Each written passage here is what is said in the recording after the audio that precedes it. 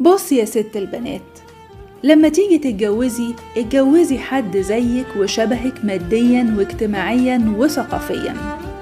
حطي في بالك كمان إن أهله هيبقوا أهلك، يعني هتقضي معاهم أوقات مش قليلة.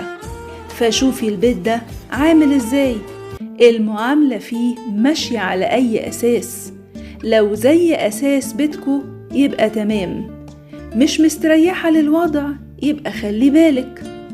إخواته اللي هيبقوا عمات عيالك وعمامه، إيه النظام؟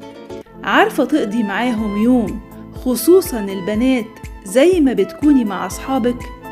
يعني عارفة تتكلمي براحتك، لابسين وبيفكروا زيك؟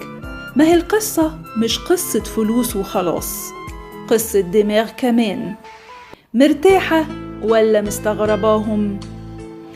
كلمة أخيرة في ودنك، لو مش حاسة إن العيلة دي وخصوصا حماكي وحماتك وخطيبك طايرين بيكي، يبقى اجري. ما هو لو من أولها كده، بعدين هيكون شكله إيه؟ وألف ألف مبروك.